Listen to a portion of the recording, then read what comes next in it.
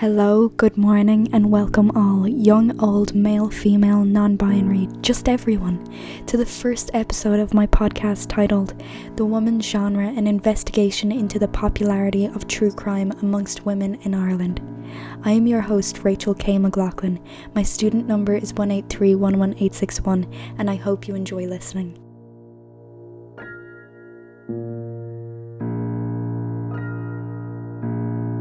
Some of you might be wondering what true crime is.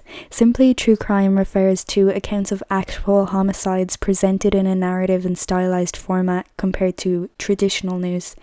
There are many forms of the genre, such as television, movies, books, magazines, and podcasts, and stories are mainly about serial killers, missing people, murders, violent crimes, cults, cops, gangsters, and heists. This is a genre that has firmly established itself in popular culture, and in Rachel Frank's 2016 article titled True Crime, the Regular Reinvention of Genre, she states that true crime has captivated and maintained the public's attention as entertainment and information, successfully navigating changes in format and focus to maintain its place in our societies. And this is evidenced by the consumption of true crime. And in a similar way, according to Jean Murley's book titled The Rise of True Crime, 20th Century Murder and American Popular Culture, which was published in 2008, she states that, quote, "True crime is a way of making sense of the senseless, but it also has become a worldview, an outlook, and a perspective focused on contemporary American life, one that is suspicious and cynical and narrowly focused on the worst kinds of crimes and preoccupied with safety, order, and justice," end quote. It is a modern craze that has been popular for many years, especially for women. So for this episode of this podcast, I will be interviewing 5 wonderful women: Elise, Claire, Rebecca, Mary, and Paula. And I will be asking them various questions about the true crime genre. I will focus on 4 main areas, with a couple of bonus questions too. Firstly, I will ask why they have an interest in true crime and what are their motivations for watching the genre. We will then move swiftly along into understanding why our participants think women are the primary consumers of the true crime genre. Then I will see if any of them take part in online fan communities to discuss various ideas and cases, and then finally I will end with the question of whether they think it is socially acceptable for a woman to be a fan of true crime nowadays compared to years ago. So I hope you enjoy listening.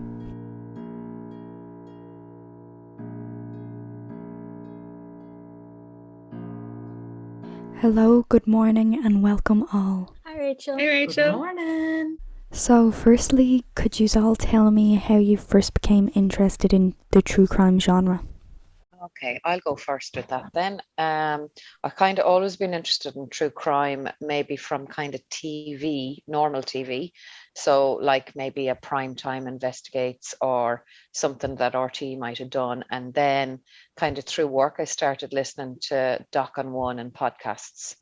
And then in lockdown, I listened to I think there was about 7 or 8 episodes of a podcast on RT Radio 1 called The Nobody Zone, and then went from there into Netflix, kind of looking at the unsolved mystery. So it was really lockdown for either an audio or a visual true crime kind of series. I like something that's maybe half an hour long or 40 minutes, and that's short, and you get the whole series. thing, rather than having to do maybe, so unsolved mysteries for me, it's my go-to. So if I have half an hour, I'll sit down and I'll watch that, because then I don't have to wait for the next one, or I don't have to click on. So that kind of suits me. It's like each episode is devoted to its own story. Yeah. And sometimes I think Netflix kind of string it out. I find sometimes it could be done in 2 episodes as opposed to 10.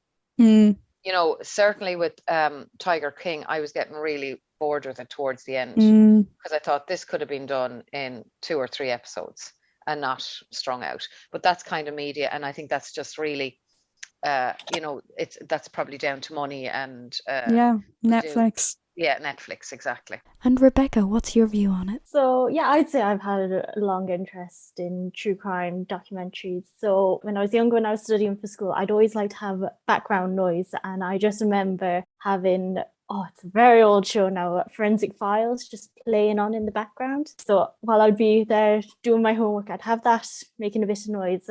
Yeah, during lockdown, like you had nowhere to go, so you just end up stuck at home, find something good on Netflix, watch the odd documentary, and then I definitely had a good interest in true crime. Like I ended up doing my undergrad in criminology. Although I have to say, with the criminology degree, you barely touch on the true crime itself. It's mainly the psyche of what makes people into criminals. So that probably, in a way, led you to Yeah, why. I definitely find myself when I watch documentaries and stuff like that, I see it from a different point of view. Like I'm seeing how their backgrounds have affected what drives them to the crime, basically. No, that makes sense. For me, it really kind of just happened overnight, I suppose, and it would have been because of the pandemic. Really, there were so many different crimes on Netflix, and then unusual crimes that would have happened maybe like 20, 30, 40 years ago. Oh, it's just like something that drew my attention. But the one that I found particularly interesting had to have been about the Cecil Hotel, Elisa Lam in particular. I think because I'm someone who travels a lot, and I think that Elisa Lam was in around my age, and I think it's just like there was a lot of similarities I found, and I think it just opened up my own eye to how you could potentially get yourself into a middle of a situation without realizing it. Yeah, so it really just opened my eyes as well through watching all of these different series on Netflix. But I think everybody got into something over the pandemic.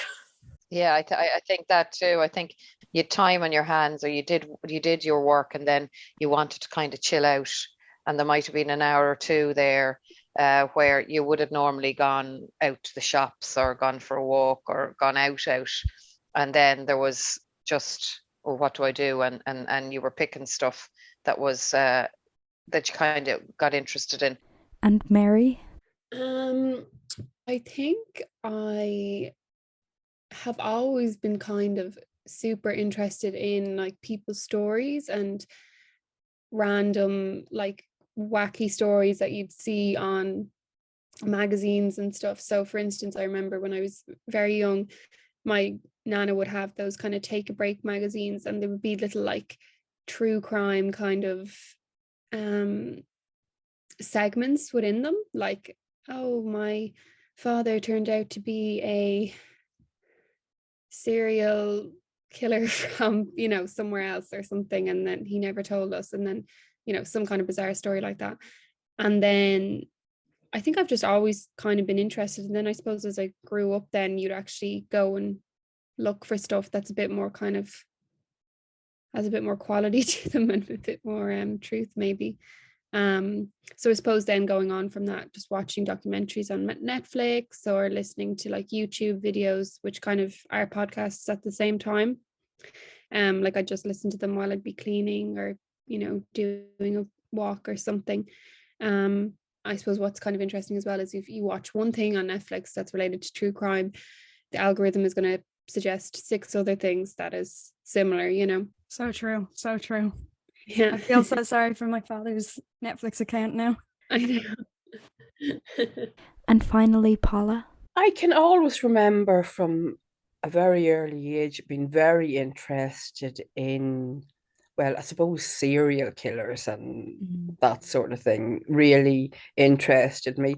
But also young boys that got into a lot of trouble, say that around whenever I was younger, and there was always like a few boys that were always in trouble, and that really intrigued me, and I used to be fascinated by them and wanting to talk to them and find out why they were like that or why they went down that road. And a lot of the time, of course, they were the ones you weren't supposed to go anywhere near, always stay away from them boys. But of course, I found them very interesting and didn't stay away from them. That probably maybe led on later on in life to me becoming a foster parent, because of course a lot of them that do go on to commit crime and get into trouble have been through the foster care system.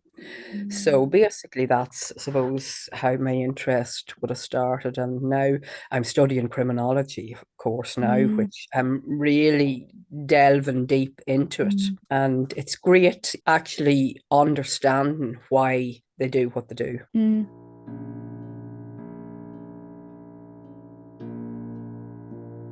So what are your views on the Jeffrey Dahmer docudrama series? The Dahmer one was actually quite a good production. So yeah, I enjoyed that one. Wow, really? I heard a lot of stories of fans not enjoying it because it was too bloody gruesome and just way too much detail. Like, I didn't enjoy those parts, and there's definitely like aspects of it that were like hard to watch. I suppose because I was watching it with someone, like I'd never watch it by myself, we could like talk over the gory bits or kind of disengage from those aspects of it a little bit. And Elise? I think that with the Dahmer file, because it is a different kind of crime and it's incredibly gruesome, there's so many victims, families that are affected by this series that is coming out now. And it's just, I think, the reason why I suppose maybe Netflix decided to go into such immense detail is because there was a lot of other crimes similar to Dahmer's one, and it's crazy to think that Dahmer was this guy that was chatting up fellas at a club, you know, seducing them, bringing them back to his apartment, you know, and it's just, it does make you second guess the person that you're talking to. Yeah, you know, I think you're correct there. I think Netflix have gone from doing something like Making a Murderer and The Ripper, where they're giving you facts and interviewing people, to going into the more gruesome. And is that just because of demand now that they think people have gotten bored of the normal, we'll say, true crime doc, and they're gone down the line of now let's see how much we can shock people. And it's being made by Ryan Murphy, who does American Horror Story. So his whole genre is murder, gore, murder. guts, all of the above. So we're gone from just documentaries to docudramas. Well, that's with his version anyway, because he's brought in all these actors to star in it. I'm currently watching the Confessions with a Killer, the Jeffrey Dahmer tapes at the moment. I'm only I think I'm halfway through episode 2, and that's more the interviews with those involved, the attorneys, and obviously the actual tapes that they recorded of Jeffrey Dahmer, which it's more documentary style than the TV show. Yeah, Well, so I suppose it's a personal choice. I think the docudrama might appeal to the masses, but if you're a kind of fan of unsolved mysteries, you might go for the more evidential documentary rather than go for the drama, we'll say. I find, with the drama series that there are a lot of interesting parts to it, but when it gets to the really disgusting parts and just the cruel parts, I find myself just fast forwarding through it. And a few other people that I've spoken to, because that series happens to be very popular at the moment, I'm not the only person fast forwarding through those really gruesome scenes. So there's a lot of other things that are of interest to watch in that series, but I think maybe the majority of people I've spoken to, they do fast forward to the difficult scenes. I think it's kind of natural that you don't want to see it. I know people that have stopped watching it because they couldn't handle the gore. And maybe that's a downside to it. Yeah, well, maybe they did anticipate, and then you worry, will it influence other people to do copycat? People become obsessed with it. Yeah, because it goes through such detail that it's almost like a how-to guide for any other potential serial killers out there. So I think that there's definitely a fault in that retrospect. Coming to think of it now, that is problematic. Other documentaries tell you the story, but don't go into detail how much it was done. Yeah, and are very might be more careful around, as you said, making it something that someone could become obsessed with and could carry out as a copycat. Whereas Yeah. I think some documentary makers are better at giving you the facts and being non-biased and very clear in their objective of their documentary. It's to tell a story, it's not to influence. Whereas this might be more of, let's influence and see what you think about this man. Mhm.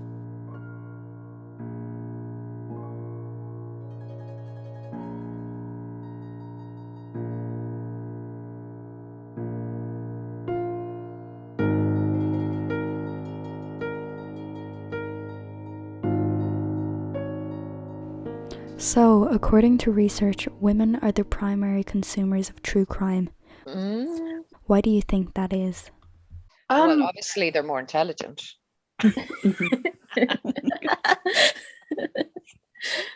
Maybe it's our mother instinct that we want to protect.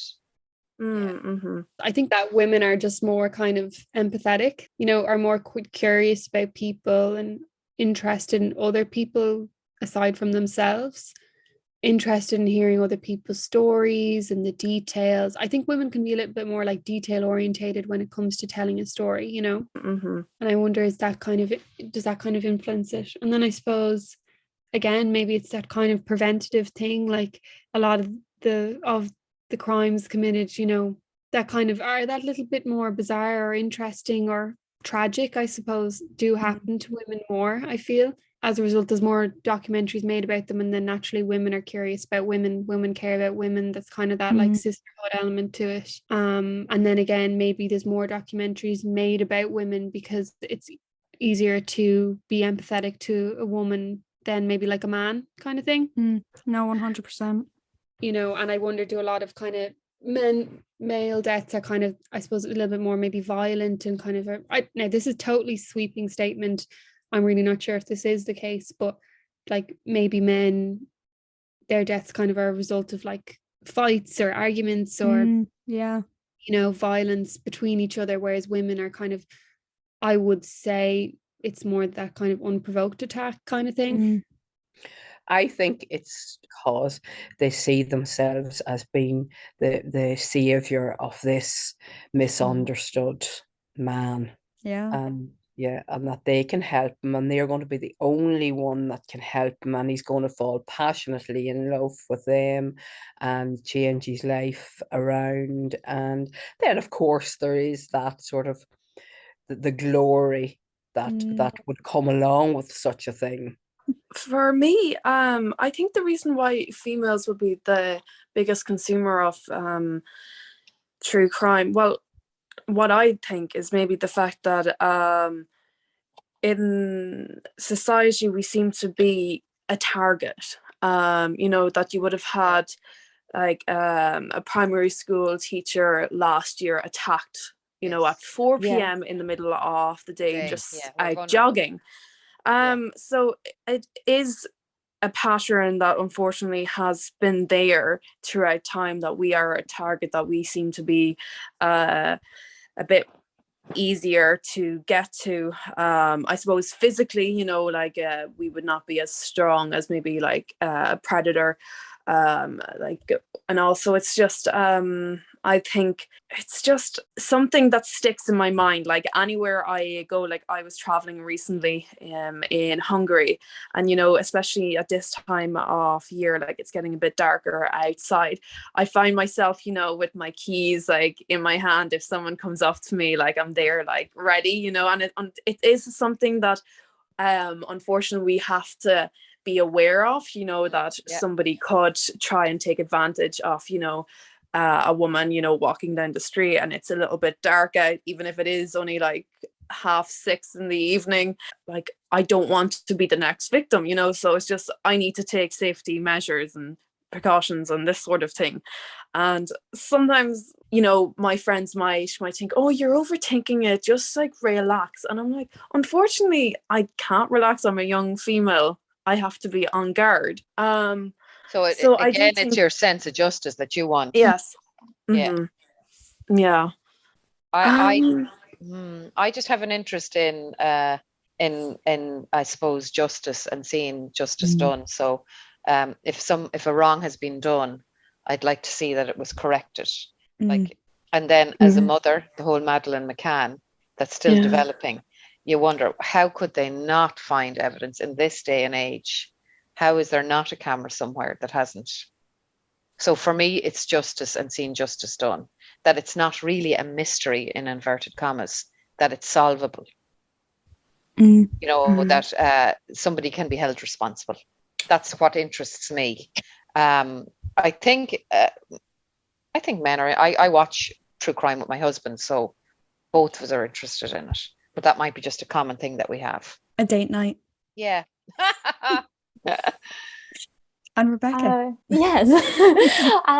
No, I'd say like my fascination would be more towards like understanding why, like what drove them to it, like what drove them to commit the crime, and then like understanding like were there specific things that happened. So like was it that they lived in had a rough childhood and that led them towards a life of crime, led them to murder, etc.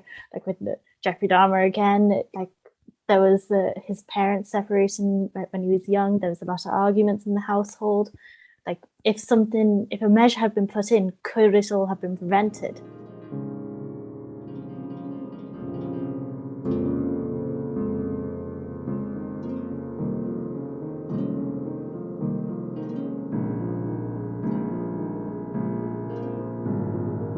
So, are you guys part of any online communities where you share ideas with other fans?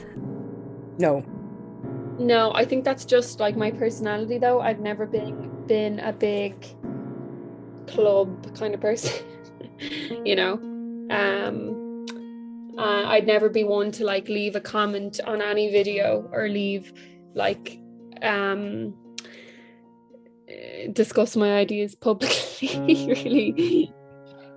Well, I think that because I usually like would be watching Netflix on my phone, I think just everything's connected on my phone. So I'd go onto Instagram and a lot of things that I just watched on Netflix would pop up, you know. It's like yeah. They listen So to one another. Yeah. But I would find, you know, that there would be some groups on Instagram that, you know, that they would maybe discuss particular series further and just crimes and, you know, alternative ideas of what happened, you know, especially with the Cecil Hotel with Elisa Lam, you know, because there is still a big question mark there of what really happened. And it's just that you do find, you know, that people get very interested in the comment section, you know, what really happened, what could have happened, you know, what could have been prevented. So I definitely find just that there is a culture there on Instagram, especially with true crime. I'm not on any other social media, so maybe the rest of you could inform me of, I suppose, the culture around true crime on the others. No, I'd say you just well, I wouldn't be partaking in it, but I do find myself going through what other people are saying on the likes of Reddit. Ooh, which yeah, that's all conspiracy theories there though.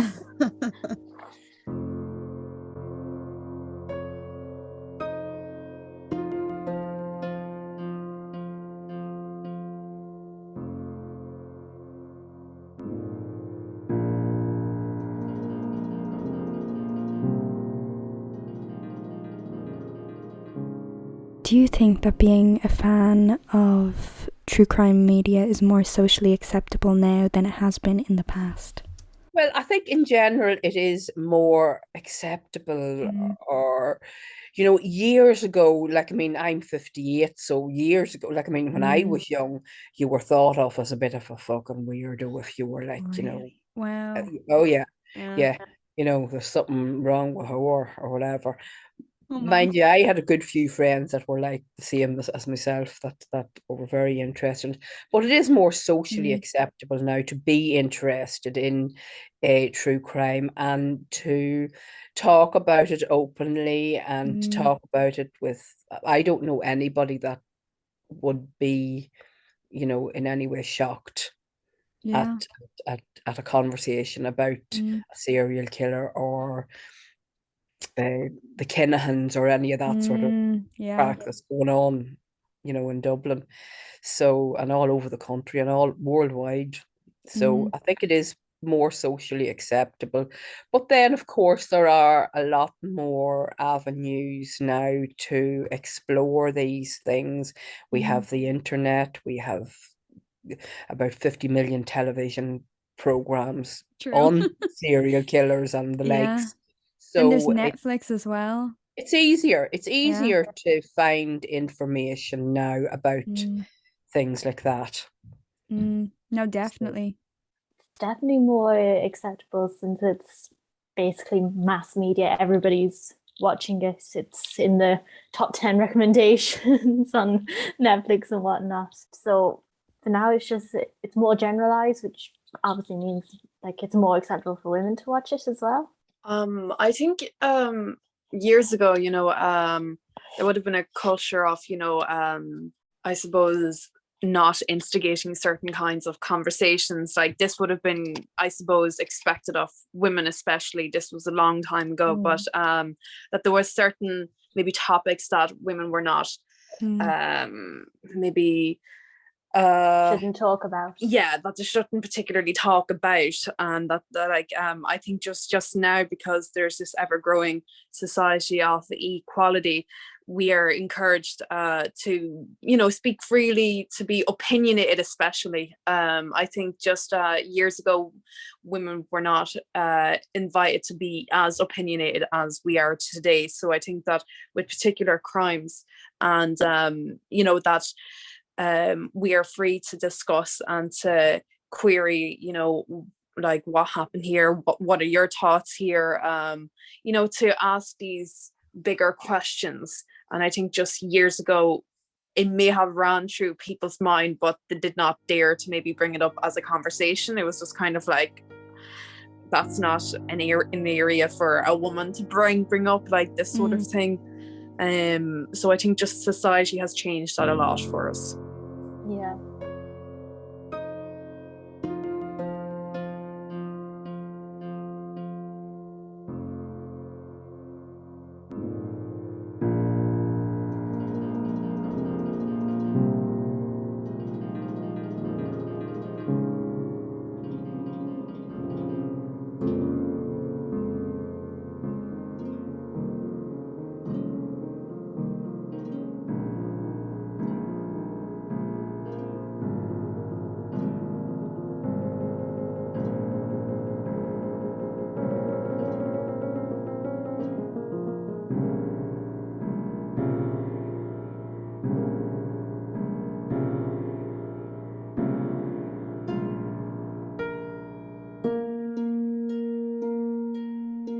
Bonus question, what are your favourite aspects of docu-series or documentaries? Specifically the documentaries or docu-series you love the most? So the one that I've watched recently is the one with the cult. Keep Sweet, Pray and Obey. Sweet, Pray and Obey. That's it. Yes, I've watched that as well. Yeah, I like the way how they have the people that actually experience. I like how they've involved them in the interview process and talking about their experiences and how they escaped from the cult and told what life was like in there, and just Yeah, that one was particularly good because they had interviews with people that were actually involved. Victims of the crime. Victims, yes. Initially, when I was watching it, I thought, that these victims, because they have escaped, that they are, telling, that this whole story of, escapement, that their maybe kids as well were with them escaping. But it was towards the end I realized then, because there was one woman talking about how some of her kids are still there. It's still ongoing. Yes, that it's still ongoing, even though they ringleader, what's his name, he was imprisoned. Yes, that he was imprisoned, that they so-called religion was still continuing. People were still brainwashed, thinking that this is, you know, how life should be. And especially that some people who have escaped, they left behind so much family as well. And I think it's just something that I think really moved me, you know, because it was one of the first documentaries that I would have watched where they had so many victims talking. And you know, you immediately think that, oh, they're telling maybe like somewhat of a success story, you know, that they got out, that they're living their life now, but they have left so much of their life behind, you know, with their kids or their siblings still there. And it's just something I could never imagine. Like, I found myself to see the impact of everything that's happened to them.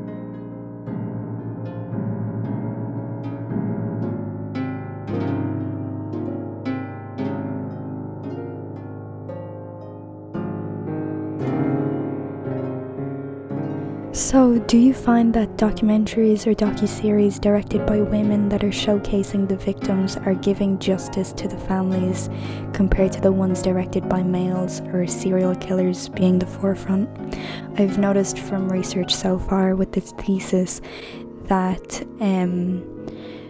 many documentaries or series directed by women, they showcase more the victim's point of view rather than the documentaries or series directed by men. They're showcasing more of the serial killer's point of view or the male forefront instead of more of what the victims are thinking, which I just found super interesting and definitely something worth to note here in this podcast. Yeah, actually, thinking of, say, it was the one we discussed there about, was it Keep Sweet, Pray, Love, that one there. There's oh, sorry, yes. They do interview in a process that they just allow the victims to discuss just what they want. So if they don't want to go any further, they don't have to. And just again, I suppose the decision as well to not have, do you know, like some docuseries they might do, like where there's certain aspects that they're talking about in the past, and then they might have actors replay it. So I've seen this done. The fact that that wasn't done in this particular series, I think it was very respectful towards the victims not to go that route, that when they're discussing about previous things that they're not having actors replaying that. So I do think that there is a nature of respect there that a woman director can understand a bit more than a male director, especially since when we do look at the trends, I suppose we do see a lot more female victims than male. When we look at, I suppose, some of Ryan Murphy's productions, I wonder if a woman created that, would they have been as gruesome as they were, or would have it been produced in such a way that it was respectful towards the victims who were killed in such a gruesome manner, and also their families? I think maybe if it was a female that produced the Dahmer series, I think that these particular scenes would have been conducted in a different way. Just that there's kind of a different sensibility that a female has to a man that is obvious in these different productions. No, that's a brilliant point you made.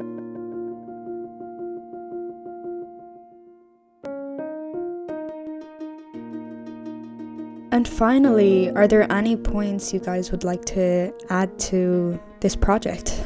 I would love to hear more about what you have to say. There has been kind of a weird like trend of people romanticizing them, and I think that I was particularly disgusted to see that Dahmer's glasses were put up on bid. I think it was for a ridiculous price on eBay, something like, was it like $40,000 or something, and people wanted the glasses, and there was even a celebrity talking about his cool glasses. I was like, really, that's what your attention is drawn to, his choice of glasses, but I do think just some people forget the point of certain crimes, and especially with like Ryan Murphy's production of these series, people are kind of drawn to maybe like the fashion trends more than the actual crime itself. I was very shocked to see about the fuss made over the glasses in particular, and then a lot of people wanted to dress up as him for Halloween. Like eBay had to ban it, had to ban the sale of Dahmer's costume. I just think some people are just crazy to want to dress up as him, to want to copy his like glasses. I don't know. I think some people are mad. Yeah, so the media, like doing these whole shows, they are allowing women to romanticize these serial killers. A bit too much. A bit too much.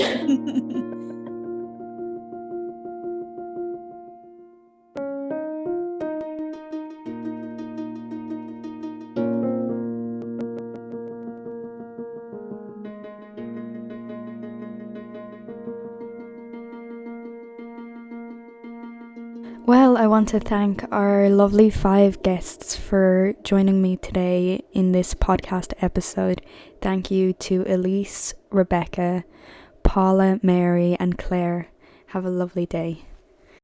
So, as well as the podcast guests, I would love to thank a good friend of mine, Samar Abu Jaude, who wrote the music that was played in the background of this podcast. The song is titled Echoes of Silence. In conclusion, evidence shows that women have been the primary consumers of true crime for some time. As heard from the podcast guests, this is due to women living in fear, and they watch the genre as a means of a survival kit in case they are ever put into a situation like previous women have been. They feel they would know what to do. Some also watch it because they want to see justice made for victims and their families, as well as women just having an overall interest in why mass murderers, serial killers, or cult leaders do what they do. They want to get into the heads of these people and understand the whole why factor. Even though years ago, watching true crime was not socially acceptable, you were often seen as a weirdo and whatnot, thankfully today women can go about their day and let others know that they are secretly watching this genre. The true crime genre would not be a hit today without its female fans, so thank you all for watching true crime documentaries and docuseries. Finally, to conclude this podcast, I would like to end with a big thank you for listening, and have a wonderful day. Go out and enjoy the sunshine.